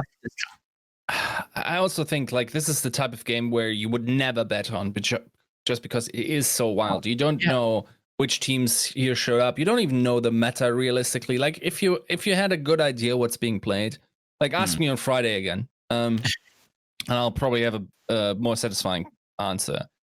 And that's not Friday games, mind you. This is the stock exchange. Yes. Also, just like not that because that's when I receive my information. It's because that's when the meta is actually stabilized to a decent degree, right? So, I still favor Toronto here, just though not by much. I think it's fair. I don't hate it either way. Like if anybody was to try and pitch Justice, I could see it. Yeah. I'm not mad at it. I'm not like, I don't fall on that side of the fence. I think Defiant probably gets it done, but yeah, I think you could paint a fairly decent Justice picture, and maybe they get it out. It's a messy game. I agree with the sentiment that like you do not want to bet on this game. It's not decided. Very volatile for sure. Very much. This next one's an easy one, so we're not even really talking about it. Shock versus Uprising, 95-5 Shock. A game I would bet on. Those odds look pretty tasty. I'll put 5 on Boston doing an upset. No, shut up. I'll throw away $5. Stop. For the odds, the betting odds. Yeah, just the odds. I don't think Boston will win. I'm just like, okay, here's $5. If it wins, great. If it doesn't, I don't really care. It's $5. You think they'll win 1 in every 20 series? I don't. That's why I'm only putting 5 on it. It's just like, $5. It is what it is. It's a I don't think donation. they're gonna win. No, that's what he's saying though. Like, But this is how people. I guess that's what I'm saying. If you ever wanted to have a look into the mind of the people that make a lot of money for betting companies, that's him. But you think that's a bad bet though? Look at the odds. I mean, I don't. I inherently put a ton of money on it. I'm just saying we're a little bit at it. Inherently, I don't believe 95-5s exist in hero polls, but it's still not a game I would bet on simply because, like, the amount of times you will lose is too. Like, I feel like you're playing. It's bad risk management, man. It's bad risk management. Yeah, You can't know that without knowing how much money he's betting everywhere else. Might be really good risk management. I think in general, I would agree, but say love you. Yeah. I think there's very few scenarios where I could say like, okay, this is the meta and the situation where this is actually all coming together. It does make sense to me. No. I agree. This is. We already think it's spent a way ceiling. longer on this than I thought we would. True. Oh man, We spent a lot of time on a lot of things this We podcast. did. This is a match we might want to spend some time on. LA Valiant versus the Atlanta Reign. Now, before we start, let's talk about Baby Bay for a second. So Baby Bay did tweet that the Summer Showdown was likely his last tournament, and he hasn't tweeted since. Do you think we've seen the last of Baby Bay? I haven't seen anything. hope not. There might be something public out there that has already made this like totally true or false, but I haven't seen anything. So it's like I wouldn't know either. I'm just like kind of expecting to learn if he's still there on Saturday. I'm gonna say, go out on a limb and just guess that we might see Baby Bay. Because Okay. he said specifically tournament. Right. True. That's where I Which was- means that maybe he'll play for a bit more, but not necessarily the Countdown Cup. I don't know. I'm hoping. You know, I'm biased because I want to see Baby Bay still in the league, so I'm biased towards him playing. But Sure. yeah, who knows? Maybe Atlanta Reign, or even like, well, you know, if this was the last tournament, maybe we should implement Erster and Sharp more. So I don't know. That's the weird thing. Why is what the framing confuses me? What does that mean? The last tournament, like, is there like Maybe what's take the away- contingency of him saying that? Like, I mean, Baby just Bay weird. has built himself a reputation as a writer, so we should definitely look into the intentionality of every single well, word. well, if, for instance, like often that stuff indicates some behind the scenes developments where it's like, oh yeah, this is the last tournament because I become a father then. Like, you know, stuff like that. Even though I doubt this would be a problem because we all know Baby Bay is a multiple times father already. So, no, but this just this particularity in that statement gives me like the reason to believe there's something there. Like you would say this, for instance, if someone in your team that's absolutely crazy, like Nico could have tweeted that when Sparkle came of age, right? That makes sense. That's an occasion where that is very justified, right? So yeah, that particular statement, I hope it's not true. I hope he finds like reasons to continue because this season has been like a revelation and really like one of the most impressive redemption arcs I can remember in the history of the game, honestly. Is it that spicy to say?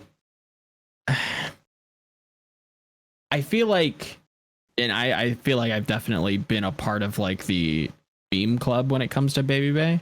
But when you look at his performance in season 1, granted, I think he needed to fill a role that the Shock were desperately looking for in terms of Sinatra's kind of flex potential in that part of their season in season 1. Season 2 is a bit rough. I think that's probably the biggest like crux of the argument that could be fielded against this. But like overall, has he been that bad that it's like you redeem yourself? I don't think he's ever had to redeem himself. I think he's just been a pretty good player. I've never been over the moon with him. No, like Baby Bay is now a conventionally good player. That's the thing. Baby Bay in season 2 was let's like disco ball swing, like wrecking ball style, the grabs cross map, just like triangulate the spot where it lands in a meta where divas are eating grabs left and right, and somehow it works, right? That was Baby Bay. And then also like in season 1, he was there for practically every hero for some odd reason. Like I remember like needed him to be. And he has the, I attribute it to confidence and having like, okay, you want me to play Genji? You know it's not going to be great, but I'll give it the old college try, and it's not fantastic, but it's on the server, I guess. And then His last words were like him. yeah. And now it's just he's legitimately better in a conventional way than some of the most promising talent that joined the scene, joined the league this season, at least prior to the season. I like that more than redeeming himself because I don't think he's ever been like bad. I think he's just been a role player. Yeah. And I don't think that like carries a negative connotation. That's fair. TPing in his Reaper, yeeting the Gravs as Zarya, playing the Genji in season 1. I think he's always been willing to just say, okay, I'll do it. And like still puts up an okay performance. And then you look at his Widow performance in season 1. You look at the success of Atlanta Reign. I think he probably has a lot to do with that. And then his season 3 performance. Fantastic. I don't like framing it as redeeming himself because that I feel like that has to mean that he was bad at some point or like did something. And I don't think he's ever really done that. Yeah, I mean, a lot of players have had that redemption arc this season because we're not playing goats anymore. So, you know, they're actually like in their comfort positions. You know, same could be said about Carpe. Like, did Carpe redeem himself from last year? Was like, no, that's different player? though. Like, I feel like okay, maybe it's it. Yeah, like it was an extreme case. Baby didn't join the Overwatch League as one of the the best players in the league either, right? Like he never had that. I would argue was never better than he's now in the history of his career. He was good on Kungarna, but like, does that even matter anymore? Like, it doesn't matter anymore, does it? Like Kungarna didn't matter in the context Johnny of Overwatch says at the time. Kungarna, everybody has to drink. What? Is this a game? It's a drinking game. Say Kungarna on the podcast. Everybody has to drink. Oh man. By the way, it's the wrong pronunciation of the team originally because it's Swedish for king. Yeah. And the pronunciation is Kungarna. So everyone just got it wrong, man. But I just went with it. Like being a Swedish person, I just say the English pronunciation of Swedish words now. So it's a travesty. That people still can't Have you seen the new Will Ferrell movie on Netflix where they're from? No. I can't remember. If it's the Eurovision movie? The Eurovision movie. Yeah, they're from Iceland. It's Iceland. And it is actually way on point because it's kind of cringy and like so bizarre, but it's actually on point towards like what Eurovision represents in Europe. Yeah. And like it's sort of tilting in that regard because how real it is. It's too real. It's too real.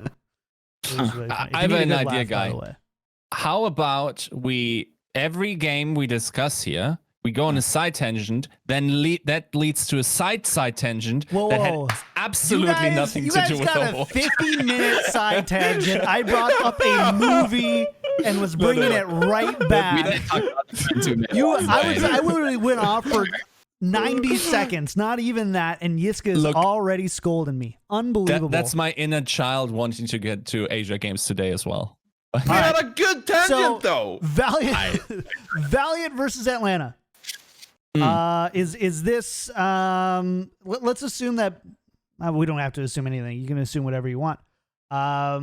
Both of these teams, by the way, lost to Toronto in Summer Showdown, which is kind of interesting. They were both knocked out by Toronto. I think there's another side to this, like similar Baby Bay coin, where it's like, okay, well, does Baby Bay play? Well, do we know that the Valiant are completely like done? I still don't even know how to approach that situation. It's another one of those like I can't really comment on it. I don't know anything other than what's out there, but it doesn't seem safe. So are they settled down? Are the players back to not taking a break? Like what are they whole again? Let's put it like that. No idea. No idea. So this again, it feels like another, not in terms of skill, but in terms of like how close it could be or how messy it could be with the rosters that could be fielded. It feels kind of like Defiant Justice, where it's like it could go either way. I don't know. It depends on who plays. I don't want to bet on Apply Brig, and there's nothing towards Apply. It's not his fault. It's not his role. He's just forced into this shitty role of playing Brig because we're playing Where's Last Row, you know? Yeah, that's true. And again, don't have any insight, so I'm not going to comment on it. I don't know what's happening. So, like, what are you going to do? I feel like it's worth commenting on because people are going to be like, oh, well, what about the Valiant? It's like, I don't know how to judge the Valiant right now. Yeah. The Summer Showdown was kind of a wash. We still don't know what's going on with the roster. That's the Valiant news. I don't know where to even go on this match because it could go rain. There's ways that the rain could win 100%. Baby, but he'll put 5 down on Boston. I'll put 5 on Boston with those odds. I'll put 5 down on Boston. Yes. All right. Fair enough. Okay. All right. Paris Eternal 89, Toronto Defiant 11. Here's where I make the underdog. Yeah, here's where I make the underdog bet. In what way? Paint me the world. I mean, it's a pretty shitty cartoon world, but you know. Here we go. I mean, you know, it goes like, it's probably something like, does Paris not adjust properly to the hero pool? Does Sparkle feed? How's their main tank situation going to look without an Orisa? No Ana to like Nano Sparkle and like support him in the same way. No Brig Armor. Toronto Defiant. Win condition. No idea. Bad risk management. Yes. But maybe I'd put 5. Yeah. Because it makes the games more exciting to bet on them. Not that I do. I do bet on real sports though, because that's can't insert traditional sports, I should say. Yeah, of course. No, you do bring up an interesting point. Paris has not been the most consistent hero pool team. Outside of hero pools, very good team. They seem kind of swingy. Again, I mean, let's be real. They've been inconsistent when Sparkle hasn't played Genji. True. That is true. Or like even when he did play Genji before the buffs, it's like they're just they did kind of force that. That's fair. Yeah. I will say I agree with you in terms of, well, I don't even know if you're making that point now, but I'll say that I think Paris has not been the most consistent hero pool team. I think they've definitely like flopped in some weeks. Granted, what team hasn't, but there is a way. I see where you're coming from now. That being said, they are on the right trajectory now. Yeah, and most like, definitely. You can go back and look like 3-4 months ago, like the results, like when they lost that time to Houston or whatever. And it's like you have those results in your back, but they're on a different trajectory now. So you know, it's not the same team. Different confidence level. Again, they just won Summer Showdown, so there's a lot of positives here. I still have to vote Eternal, but yeah, it might not break the ceiling. I think this is a 70-30 like ceiling game. There are worlds where Toronto could get it done. Far and few between, but yeah, I don't think it's out of question. What does the betting man Yiska think? Yeah. Bring up the calculator and give me the odds. I think, okay, so real world odds. I mean, okay, uncertainties because of we don't know what metas is going to be played. We have a slight tendency towards believing that teams will adhere to whatever happened beforehand. 70-30?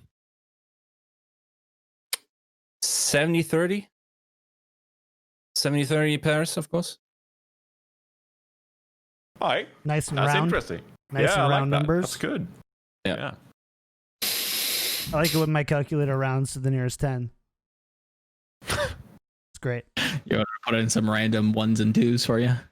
I think this could be an interesting match. Yeah, I don't watch. Yeah. Yeah, for sure. Another interesting one, maybe for different reasons, Atlanta Reign versus the Florida Mayhem. And this is a match. Atlanta Reign, Florida Mayhem. Wow. Yeah. Wow. This is, by the way, 73-27 in favor of Florida is what the odds have. That's a little aggressive, but yeah, that is. I like the way that it falls, though. I think I'd love to hear an argument for the Reign. Baby Bay's last match. Let's go.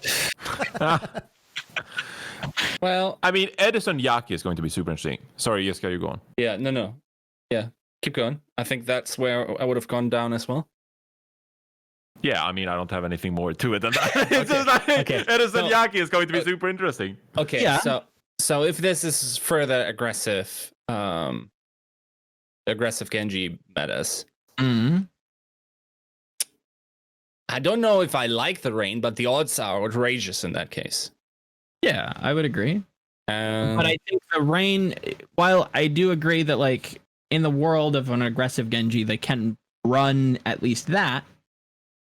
Do they have the pieces around that to make a whole team? Like Edison on the Genji or Erster on the Genji, both look pilotable, but that front line looking a little rough. Florida, on the other hand, not terrible, right? Like good, I would say. I think Florida Mayhem around their Genji is a more whole team. Granted, Chris on Lucio and or Brig and or whatever that might be as a whole you can abuse, but I don't know if it's I don't know that he's bad enough to make up for like a complete like front line that looks like Swiss cheese. I wouldn't be surprised that by Friday, I think Atlanta Reign is going to take this. I think there are definitely meta positions where that is entirely possible, and I don't know what the impact of the break changes is, which comes on top of the bans. Like, I don't think it's as clear cut as it is right now. It represented in the odds at all. But generally, where would you lie? Like in the vast majority of metas, in the majority of metas, Florida Mayhem is the better team. Yeah. So, and you could argue that their better score came at the hands of falling into a favorable meta, but I still think in aggregate they are the better team, generally speaking. They have a deeper playable group of people. They actually have some nuts outstanding players that regularly, like Gargoyle is nuts, Gangnam Jin is nuts, Yaki is nuts. I don't think I can say that about anyone on the Reign to that degree this season. Like Edison, and that's about it. Yeah, exactly. Yeah, true. I think almost every other role, apart from damage, on Atlanta Reign disappointed. Like Baby Bay and Edison were good. Then just most other roles just kind of fell apart. Here's one interesting question we haven't posed on the podcast yet. And I think this is one of the most interesting storylines going into these next few weeks.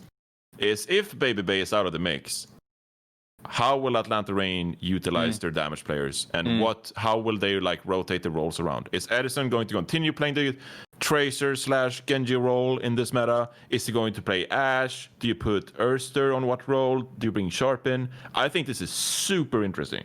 Yeah. This is I think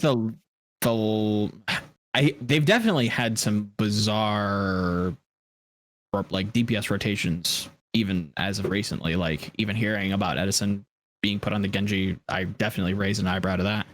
Looked halfway decent, so I was, pleasantly surprised seeing Urser not in this lineup for the longest time. What's going on with that? He's kind of been brought back into the fold, or again, don't paint that the wrong way, but just more of a figure of speech. He's now back in the roster, playing on the starting lineup and doing well. Could they do that with Sharp? It feels like he fills a similar role to Baby Bay in that sense, at least of what the hero pools or the how. I mean, that's another tangent we can go on. Like, how do we approach the word or the idea of a player's list of heroes that they do play well and not call them hero pools? What's the new lingo that we're using? Yeah. That's a good... I don't know, but I can't give you anything on the spot. Yeah, it's not an easy way to replace it, but I think Sharp fills that niche well. I think so too. I think he can come in. I think people have either forgotten or just don't know. Yeah. Like, he's a good player. Much in the same way that Baby was, maybe a little differently in some circumstances, but he deserves to be here, and I think he's going to perform. Yeah. It's also kind of cool that the other interesting story really is for me in this team is just how flexible Edison turned out to be. Yeah. Like, this kid came into the league with us thinking he's pretty good on a hero 6 months ago. Yeah. Like, and then he also kind of, and I don't think that was really realized or in the public discussion, but he was not amazing at the end of his contender stint. There were definitely some questions there. So that he has somehow a Genji and still performs on these hit scans, like that would have been the last person I expect to be a hyperflex. Okay, and I'm gonna paint myself as a complete moron if I completely whiff on this. Was he not the Sombra player that was getting bubbled to like int early on Wave? I actually don't know that. Yeah, it's been a minute. You're the one who's supposed to know those things, Joe. I know. Yeah. I want to say it was Edison. I could be wrong. I want to say that they struggled early in like the latter half of goats because they like tried to put him on like McCree and stuff, and that didn't work.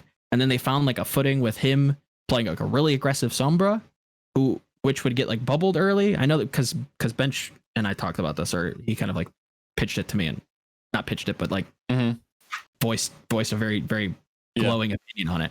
And I want to say it was either Field or Edison, and I want to say it was Edison. Also, just good at hit scan, like good player all around. Surprising that he can play projectile as good as he is. That's the thing. Yeah, and it's kind of sad that I feel like they were definitely on the broadcast too. I'm going in again.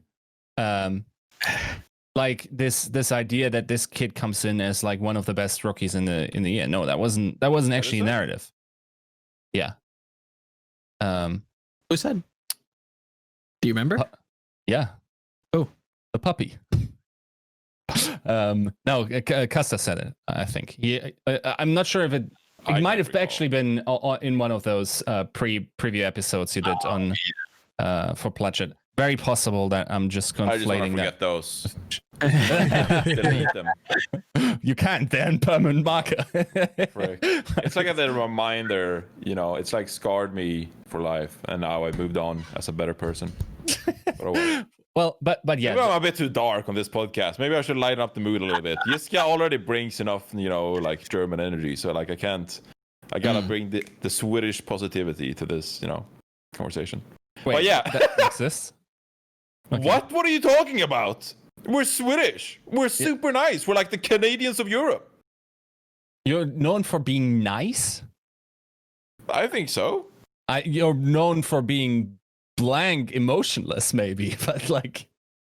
Which you think? Translates. Isn't really? it? Yeah. Like, okay. Here's the litmus test. The question: you go to you want to take a public transport of some sorts. There's a person already at the bus stop. How far away from that person will you stand in order to feel comfortable? Pre or post Corona? Pre, of course. I mean, will it be the furthest position you could possibly get on the platform? No. But it will be very damn close.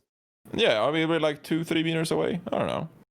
You're asking the wrong person to begin with. So, but I get where you're coming from. But that passiveness, what a fucking tangent, by the way. This passiveness, passiveness in Swedish people just means that you're nice because you're scared of conflict.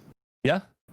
So that therefore you default to niceness, and which, in some weird way leads to positivity. I mean, the niceness would also be to just talk to a stranger and make their day, because that actually raises everyone's happiness. That like this is the most. But what if you fuck up and you actually ruin their day? Yeah. True. Well, if you want to live your life under the assumption you will screw up, then be my guest. Like, this is the most. Leave me alone. Don't to my World day. Warcraft, so. Yeah, exactly. The most German and the most. But seriously, like, okay, here's the segment where I'm trying to give something to our viewers that they actually can take into the real world. Because there is I remember listening to a podcast of a Harvard lecturer. It's one of the biggest Harvard lectures. Yeah, we're going heavy tension. No, I'm not looking at his face. I promise it will be important for people to know. So we as a global community, I would say, especially in like Western cultures, have really shied away from connecting with people and not talking to them. When it is, according to that lecturer, scientifically proven that these small little interactions with a cashier, with like the bartender or whatever, actually raises everyone's happiness level in a lasting manner for weeks at a time. If you engage in one like meaningful, or I don't want to say weeks, but like the people that engage in frequent little chatter are the happiest in each Western community. So by us really distancing ourselves and not like having a little chat maybe on the train or whatever, like we're not being happy. And that's also why this man is looking at me, because he doesn't want to chat about this. Do you want to know the weird thing? I'm Yeah. way more. I'm continuing the tangent. You can do whatever you want. You can cut me off. You can mute my mic. You're probably going to do it now. But the weird thing is, I'm That's for way your more third time on the prone. show. Third time on the show, I break out the mutes. Yeah. I'm way more prone to having a small conversation with an American because it's almost like normalized over here. Yeah, because it's like normalized over here. Like people here say thank you or like excuse me, and like you have a small chatter. Like I go into an elevator and they're like, "Wow, you're so tall," and I'm like, "Yeah, I'm tall." And like you go to the supermarket, I'm way more prone to be like happy and have small chitter chatter. Whereas I go to Sweden and it's not normalized, and so I'm not going to go out of my way to break the uniformal quietness and silence of a gray, dark, rainy, dusty Sweden. Sounds like Seattle, the country. Yes, and that's why I want to go to Seattle. Fair enough. Feels like home, I suppose. Correction, it was Laurie Santos, and it wasn't Harvard, it was Yale. Okay. I mean, Are we still, done? Yes. I guess with the We're tangent. done. We're done. You can move on. Move on. Clear. Thank you for Look, investing the next in your match is favorite not anime going to girl. bring me happy. Yep. So next match is no, not going I to want break- I want to give me pull I want this Swedish positivity here. Boston Uprising versus LA Valiant. Johnny, give me some of that positivity. Now I have to tap into Norse mythology at this point to make this justifiable. Jesus. This is is there upset potential? Yes. I mean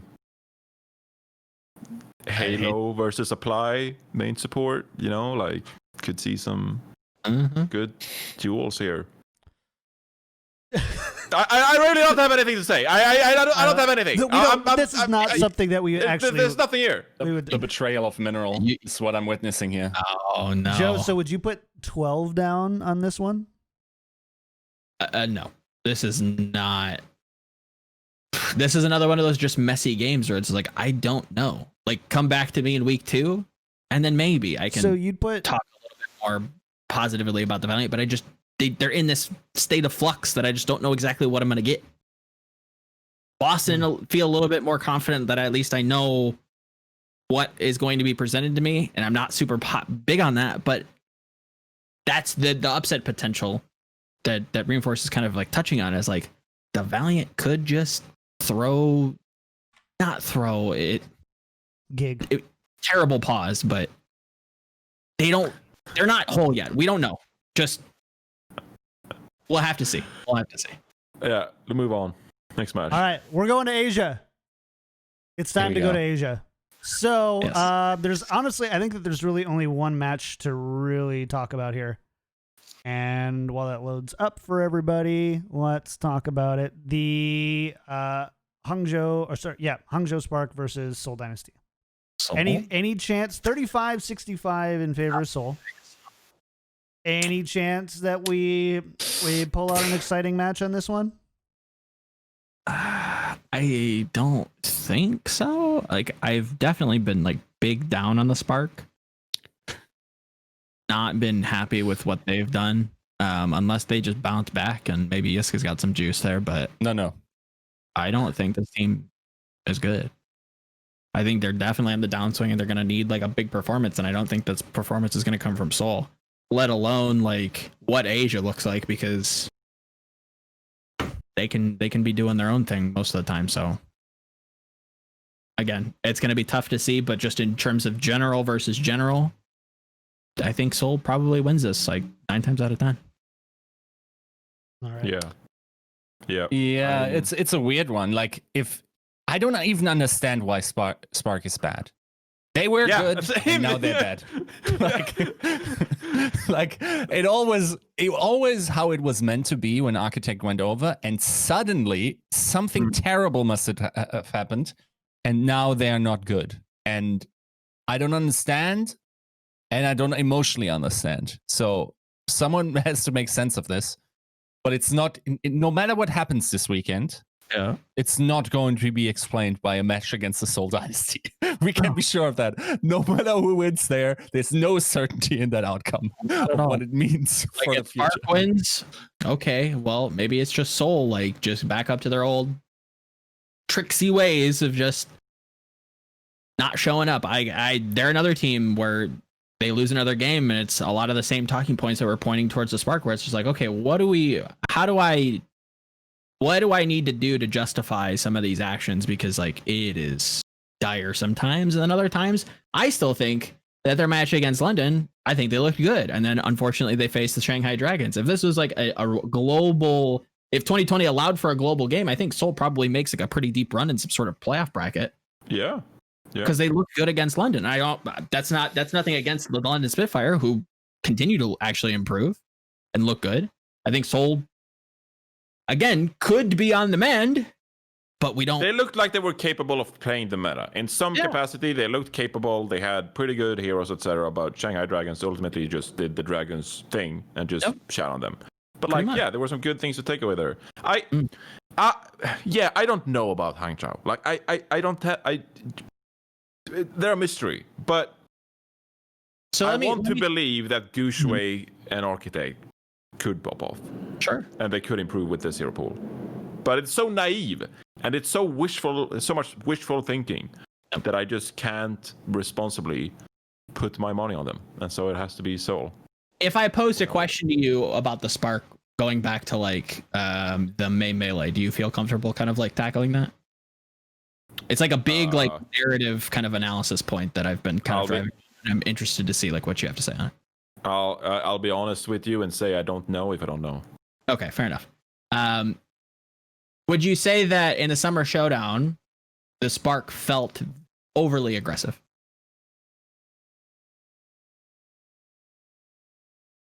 Okay, that I don't actually know. Okay. That I cannot. They looked lost. I'll say that for sure. They looked lost. And, you know, sometimes that leads to aggression and sometimes that leads to hesitation. But they looked lost. That's the big point. I think that's exactly how I feel, just said much more eloquently. Because back in the May Melee, a lot of my big gripe with the Spark is that they had no action. They were overly passive. And now in this tournament, literally a week ago, they were too aggressive. They were too pointed. They tried to do too much. So they're flipping the coin either way. So maybe they are just lost. Maybe that's exactly how it should be put. They don't know exactly how to play, so they're trying to figure it out as they go. Yeah, they're a very interesting team. Okay. Hard to get They're the Gladiators of APAC. Yeah, I agree. Anything interested for Guangzhou versus London or Chengdu versus NYXL? I think. What are the ready? odds? What are the odds on this one? Oh yeah. Tell them the odds. Tell them the odds, John. 91-9. No. For Guangzhou. No. Okay. Say it, Yiska. Say it, Yiska. I'm going London Spitfire here. What? Yeah. Yep. How? Time will tell. I'm hearing a lot of scrim bucks, and I'm not a buy-in. Wait, I do like London. What was the hero pool again? It's May Widowmaker, right? May Widowmaker, Orisa, Ana. So Yiska is no, I shouldn't say Yiska, but you can put some stock in the fact that Eileen didn't have the most confident showing of Genji, where it was like he was capable of playing the Genji and like actually like, you know, contributed, but I think you can, you know, maybe give some credit to Happy in that regard. Yeah, I would agree. There's no Widowmaker, and so maybe there's some upset potential there. London Spitfire improving. You know, do you want to put your faith in Krong? Yeah, they are good. They are improving. Yeah, they're not a bad team. They'd be mid-tier in NA, I think. I would agree.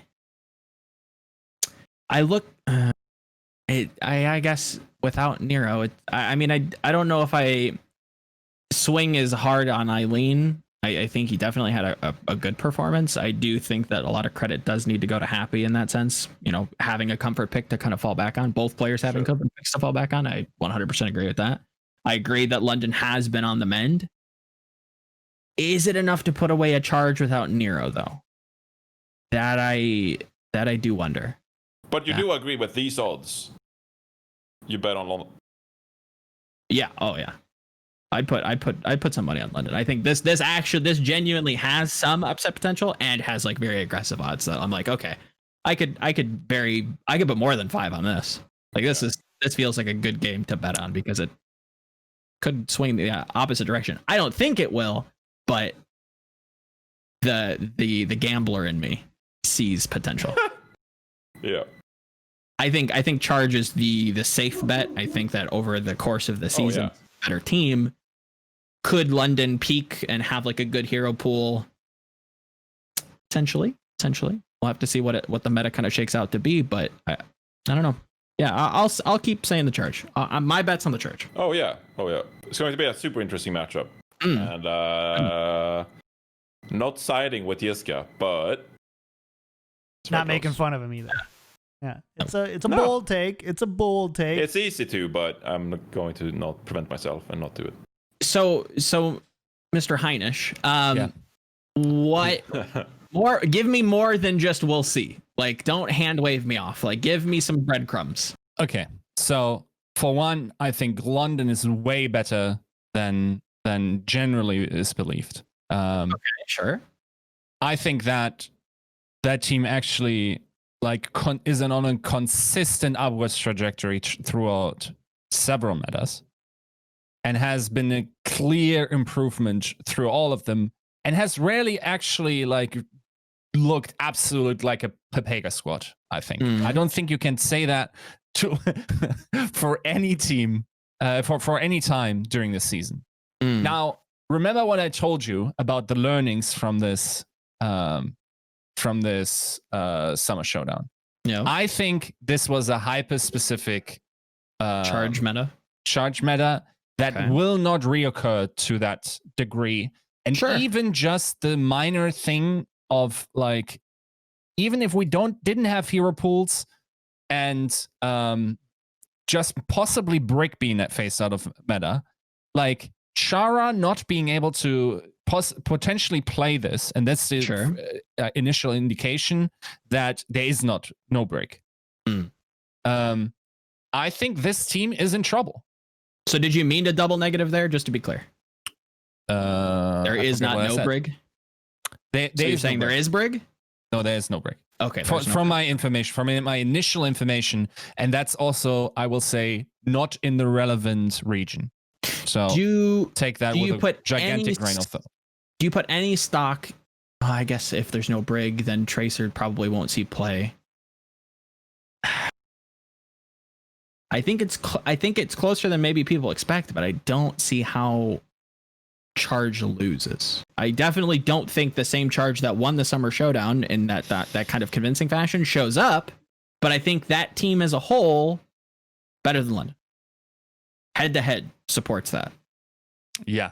And this is where I immediately apply the knowledge that I've gained in this podcast, and will say this is a very close match where the payoff of me predicting London is so great that I have to take it here. Fair enough. I think that is a fair. That's enough breadcrumbs for me to be okay with. He's betting clout. Yes, this is his spicy one. That's an officially accepted currency now at the Scrimback Stock Exchange, including Bitcoin, apparently, because Twitter's currently blown up. But wait, really? Yeah, there's apparently there's a hack. The major Barack Obama and stuff have been hacked. Oh, really? Just posting Bitcoin. Yeah. Jeez. Yeah. Don't do it, by the way, if you're listening. Don't randomly send celebrities Bitcoin from Twitter. Probably not. And if that needs to be said, get somebody to handle your finances for you. The thing is, you say that, and then there's people subscribing to Ninja, that's different. Frame it that way. No, that's way different. That's disingenuous. And on that note, we're done. We're out. That's it. I've had enough of the tomfoolery and the shenanigans. It's time to put on a show. 2 hour and 41-minute show. We've never done that. We've never done that. There we go. I think I might actually write the book.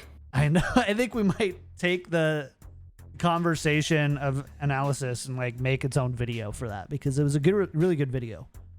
It was a really good conversation. Yeah. So I think we'll do I still that. like to dive a little deeper on that. So I don't know if you want to do it postseason or maybe on a break, but I think coming on and like explaining, because I'd love to get Gnomes on as well to talk about like the broadcast side of things, and have like you or maybe somebody else from the desk, or maybe multiple guests come on and talk about what the idea was with 2020, what you guys like have to do, what the day-to-day looks like. I think that would be super informative. So yeah, maybe I'll be, mid-season is very hard because we have like now we're busy. Like, it's busy, and you have less time to like think about like what's happening as you're doing it. But postseason, I had a week off. I'm chilling. I got like 36 bags of Cheez-It grooves over there. Like I'm taking it easy, having a good time. Then you can reflect on some shit and have good talks. So that's after the season. Postseason, we'll talk about it. Sounds good. Sweet. All right. Well, we're going to go ahead and get out of here. Before we do, big thanks to our patron producers: Battlecrab, Pin, Lotion, Charlie L, Audio, Compass, Sport Shop, Sammy, Kasha67, Kuchikopi, Shara Picasso, Nathan, Your Misery, Hunter Tane, Refi Bean, Rex Zane, Roger B, Fabled Steven, Owen, Chris R34444, Yiska is holding me hostage. Please send help. I'm under Yiska's desk. Please send help. Yiska says, Fishers, fish, fish, fisher, fisher, fisher, fisher, fisher, fish. There you go. Big thank you to all the patrons. If you like the show, go to patreon.com/tacticalcrouch and support. We really do appreciate it. Yiska, we got some new subs, don't we? Oh god damn it, you're really making me do that. Let me there we go. So once again, Chris R34444, 10 gifted subs, coming in huge. Grow Roots with a sub, Frodinho with 5 gifted, thank you very much for that. And Hoagies with 10 gifted subs, also thank you very much. And then finally, another friend of the show, Enco,